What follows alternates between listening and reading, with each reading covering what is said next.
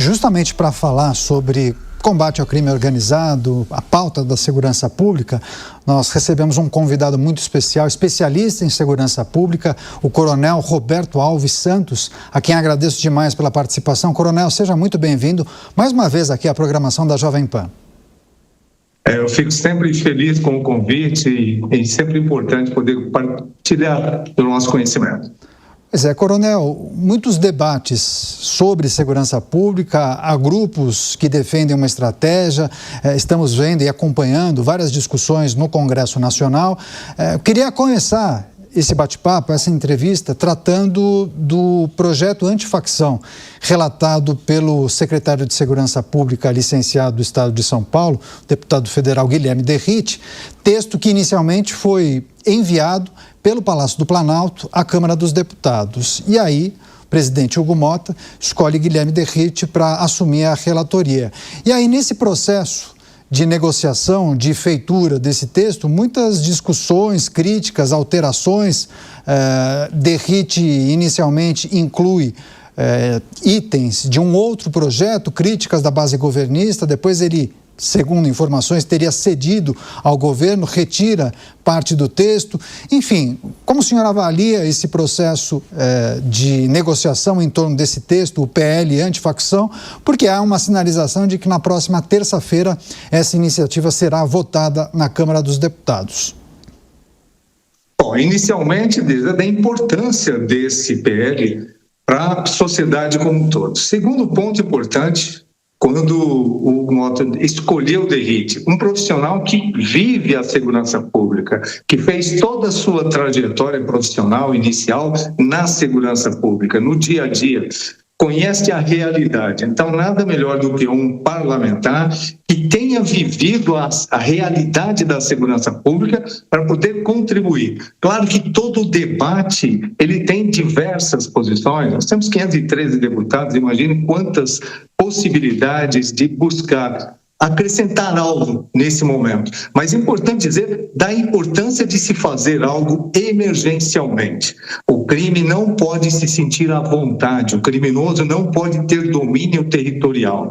O Estado é detentor do território, da soberania para o povo, no exercício do governo. Isso é Estado. Quando qualquer grupo, qualquer pessoa acredita que tem o mesmo poder, nós temos um caos social. Então, fundamental que esse projeto seja realmente votado e que mesmo que ele não complete o cenário, porque sempre haverá novas realidades a serem trazidas para a legislação, isso é normal do processo legislativo, precisa ser feito algo, endurecer o combate ao crime, como está acontecendo hoje. O criminoso se sente muito à vontade para cometer seus crimes. Aquilo que já existe no arcabouço legislativo das leis que imperam no país não são suficientes para desestimular o cometimento da prática criminosa, principalmente essa que determina territórios de exclusão para a sociedade, ou seja, sob domínio do crime. Coronel Roberto Alves Santos, conversando ao vivo com a gente aqui na Jovem Pan. Coronel, peço licença, a Maria de Carla, nossa comentarista, fará a próxima pergunta. Com você, Maria. Oi, Coronel, tudo bom? Boa tarde, é um prazer estar aqui contigo hoje. Minha pergunta é mais no sentido da cooperação internacional. Ainda há pouco a gente noticiou uma recente manobra do ministro da Justiça, Lewandowski, ao firmar uma parceria aí de acordo contra o crime organizado com os países do Mercosul. Eu queria ouvir de você sobre o que você acha desses acordos internacionais para o combate ao crime, que também tem muita relação com o fato do debate de incorporar essas facções criminosas como terroristas, o que facilitaria justamente essa cooperação internacional em prol do combate ao crime. Então, como é que você enxerga essas parcerias internacionais? Primeiro que o crime, as organizações criminosas, elas fundamentam o seu exercício em várias atividades criminosas que ultrapassam o território nacional. O combate a organizações criminosas que já são internacionais, ele é fundamental para uma cooperação internacional. Não há como você combater localmente algo que extrapolou os limites do território nacional. E o crime, como o tráfico de drogas, o narcotráfico de uma forma geral, que envolve o tráfico de armas, o tráfico de pessoas, o tráfico de órgãos, ou seja, tudo que que tem de mazelas sociais que dão remuneração ao crime são alcançados por esses criminosos, ou são intentados por esses criminosos. Então, a cooperação internacional ela é fundamental.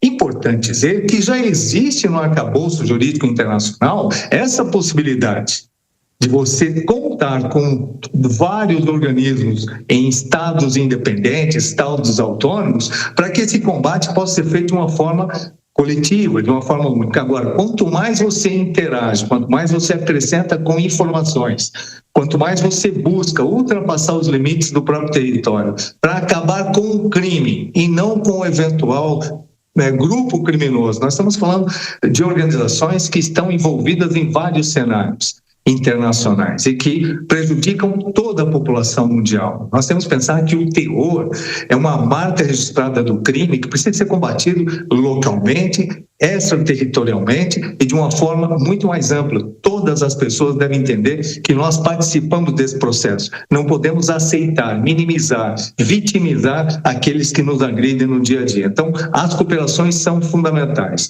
O problema é você criar dificuldades para implementar processos. Nós vemos que o processo legislativo ele sofre muito.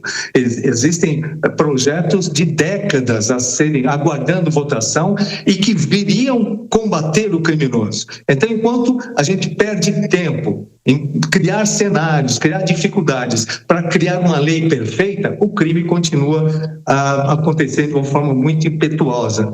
Então, não há uma legislação perfeita, mas há a necessidade de você buscar, naquele momento social, aquela lei que vai atender à demanda de interesse da sociedade. Quem mais clama pela segurança, pela proteção, é a população. E não importa de onde vem o cenário de combate ao criminoso, se vem de fora, se vem de dentro, o que importa é que a sociedade sinta-se protegida no processo e o governante, a estrutura pública é responsável. O Estado tem o dever, de dar a segurança, mas é responsabilidade e direito de todos nós.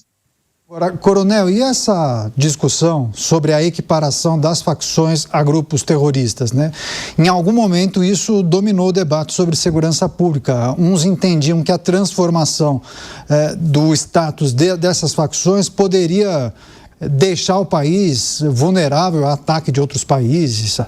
Alguns falavam sobre a possibilidade de atentado à soberania, enfim, várias discussões a respeito. E eu queria que o senhor pontuasse qual é a sua avaliação sobre essa discussão. Há quem entenda que é preciso endurecer a legislação, mas não adotar a nomenclatura terrorismo, mas sim aprovar um arcabouço antimáfia. Enfim, queria escutar do senhor qual seria o caminho mais adequado.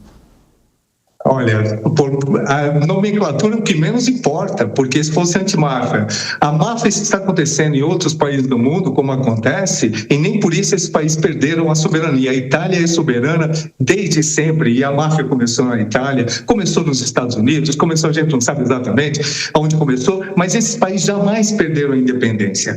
O terrorismo acontece em vários países do mundo que mantêm a sua soberania e contam com suportes internacionais. Imagine a importância de você ter um aporte financeiro e aporte de informações, de tecnologia, para combater o mal que é de todos. O terrorismo é implantar o terror, não importa a motivação, se seja religiosa, política, social, comportamental, não importa. É o terror sendo implementado numa determinada estrutura social.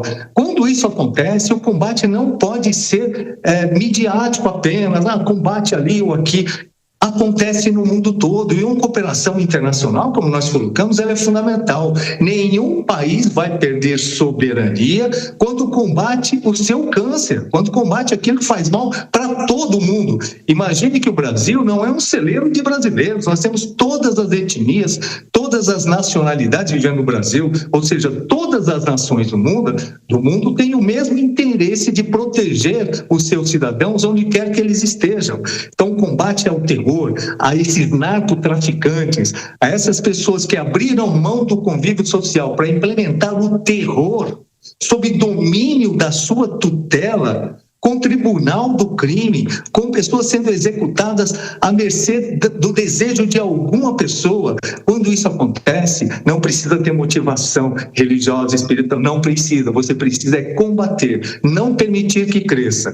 Justamente nós vivemos nesse momento pela inércia de vários momentos que nós tivemos, que passou simplesmente os nossos responsáveis, seja do Legislativo, do Executivo ou do Judiciário, não entenderam que era uma situação grave. E hoje, no clamor da sociedade, quase 90% da população clama por uma ação mais rígida, mais energética, sem se importar se vai chamar de máfia, de organização criminosa ou de terrorismo.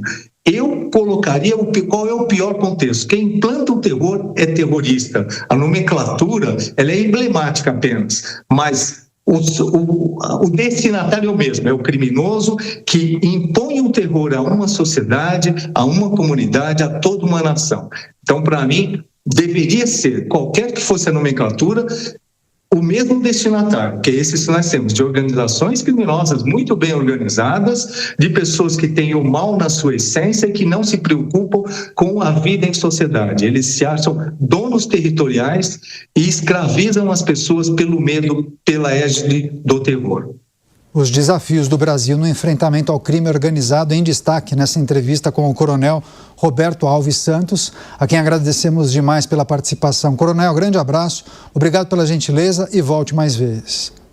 Claro, sempre à disposição e parabéns pelo trabalho que vocês têm realizado. Eu sou um grande admirador desse trabalho da Jovem Pan, principalmente dando oportunidade para que todos possam falar de uma maneira democrática. Muito obrigado. Muito obrigado, até a próxima.